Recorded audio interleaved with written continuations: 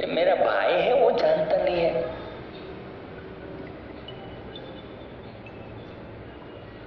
लेकिन इसका काल आ गया है, और जिसकी मृत्यु आती है तो उसे कौन बचा पाता है। तो घर से निकल रहा था तो पत्नी ने बोला, स्वामीनाथ कहाँ जा रहे हैं? क्यों टोक दिया मेरे को, क्यों रोका? तुझे पता नहीं है सुग्रीव वहां से आवाज दे रहा है, मेरे साथ लड़ने आ जाओ, लड़ने आ जाओ, और मैं क्या कायर हूं कि घर में बैठा रहूंगा पत्नी के घुम्मट तले? पल्लू ओढ़ के क्या बैठा रहूं मैं? तू जानती नहीं मैं वाली हूं? मेरे सामने रावण नहीं टिक पाया तो ये क्या टिक पाएगा? चालू रखो एमना मोबाइल, હવે મારા હાથમાં છે બધું। मेरे सामने रावण नहीं टिक पाया तो मेरा भाई कैसे टिक पाएगा? पत्नी ने कहा, आप जानते नहीं है। अरे भाई मैं सब कुछ जानता हूं। अरे वो जिसको मिलकर आ रहा है ने,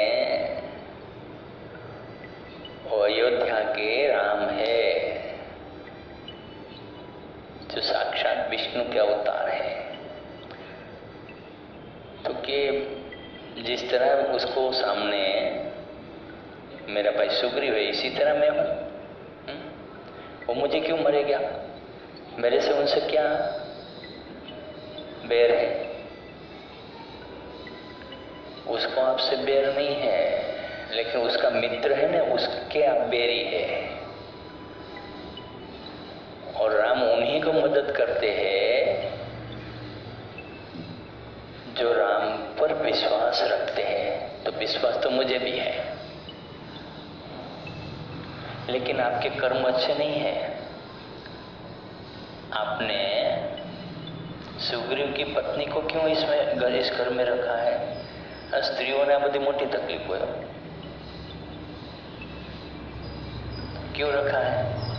ये पाप है। तो कि वो तो मैंने उसको सबक सिखाने के लिए, तो फिर उसको दे देना चाहिए ना, क्यों पकड़ के रखते हो? तो कि अब तो उसने लड़ने के लिए ललकारा है, और यदि मैं उसकी पत्नी दे दूंगा तो समझेगा कि वाली तो कायर है, डर गया इसलिए दे दी। अब तो जीतेगा तभी उसे मिलेगी। तो यही तो पाप है। और राम आपको छोड़ेंगे नहीं। तो क्या, अच्छा तू कहती है तो राम के हाथ से मर जाएंगे, है? लेकिन अब तो पीछे हट नहीं करेंगे। तो वाली आ गया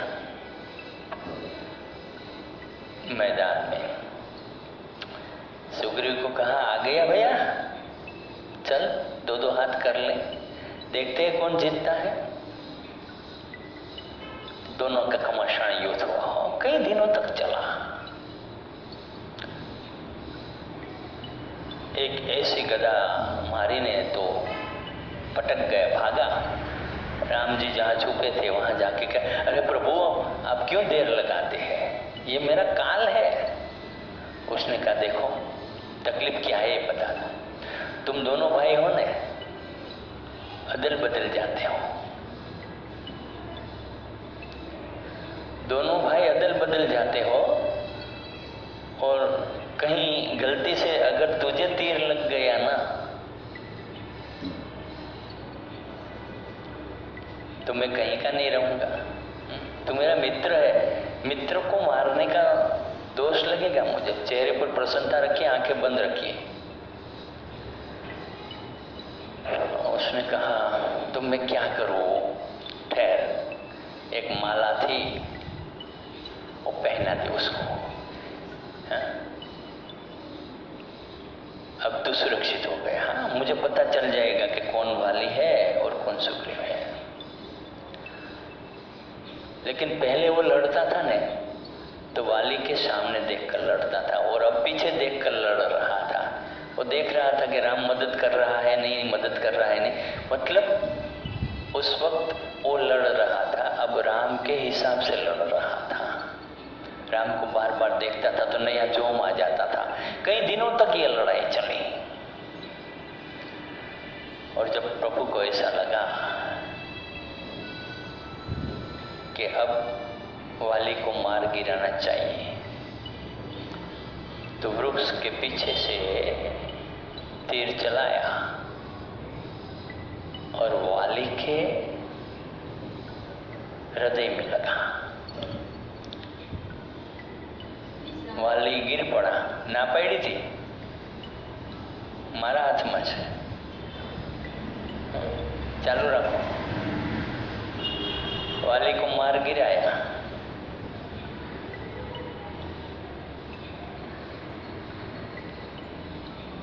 प्रभु दौड़ के चले गए, वाली को अपनी बाहों में ले लिया।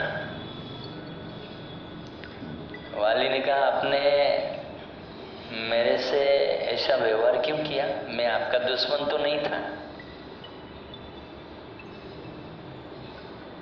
अरे वाली, तू मेरा दुश्मन नहीं था इसलिए तो इतने दिन इंतजार किया, लेकिन तू मेरे दोस्त का तो दुश्मन था ने। मुझे ऐसा था कि तू बदल जाएगा, नहीं बदला। तेरी पत्नी ने तुझे घर पे बोला कि तू उधर मत जा, उसकी पत्नी वापस दे दो, लेकिन तब भी तू नहीं समझा। तब वाली को ऐसा लगा ओ ये तो परब्रह्म परमात्मा है, ये तो हमारे घर की बात भी जानता है। उसने कहा, प्रभु अब मान गया मैं आपको, अब मुझे मरने का कोई गम नहीं है, क्योंकि मैं आपके हाथों से मरा हूं ना, तो मुझे तो मोक्ष मिल गया। मैं आपका दुश्मन न होते हुए भी आपने मुझे मारा है, तो आप मेरे ऋणी हो गए। तब राम ने कहा कि मैं सारे जगत का ऋणी हूं, इस सारे जगत का उपकार मेरे पर है, लेकिन मैं उन्हीं की मदद करता हूं जो खुद अपने आप की मदद करता है।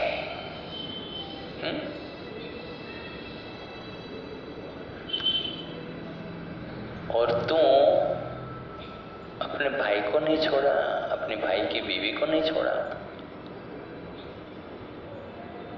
ये गलत किया। और ऐसे गलत काम करने वाले को मैं माफ नहीं करता।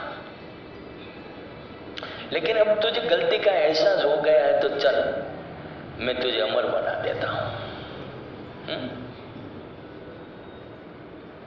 तुझे लंबी आयु दे देता हूं। फिर से वो हंसने लगा, प्रभु क्यों मस्करी करते हो, क्यों हंसी उड़ा रहे हो? ऐसा पुण्य मौका आपकी गोद में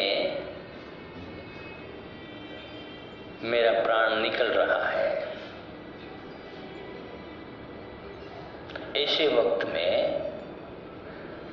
ये सुनहरी मौका मैं अपने हाथ से थोड़े जाने दूंगा। ऐसा पवित्र मौका यदि आज हमें मिला है तो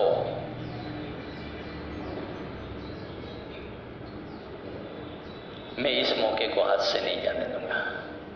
लेकिन एक काम करना पड़ेगा प्रभु मेरा। तो बोले, क्या काम करूं मैं? कि ये जो मेरा बेटा अंगद है ना, मेरे जैसा ही बलशाली है, बस उसकी बाह कभी मत छोड़ना, नहीं तो ये मेरे जैसा क्रूर हो जाएगा ना, तो मेरे जैसे गलती करेगा और फिर आपको उसे भी मारना पड़ेगा। तो मैं अपने बेटे को आपके हवाले कर रहा हूं, बस इतना सा काम मेरा कर देना। भगवान ने कहा, अच्छा ठीक है, ये मैं जिम्मेवारी ले लेता हूं। तो कि बस अब मैं सुख से मरूंगा, और अपने प्राण को त्याग देता है। तो ऐसा मुस्कुराहट जैसे मरते समय वाली के मुख पर थी, जरा सी भी ग्लानि नहीं थी। हनुमान जी महाराज हंस रहे थे सुग्रीव की नादानी पर, और भगवान राम मुस्कुरा रहे थे। ऐसी मुस्कुराहट हमारे चेहरे पर होनी चाहिए। यही मुस्कुराहट का तो राज है हमारे जीवन में सुखों का।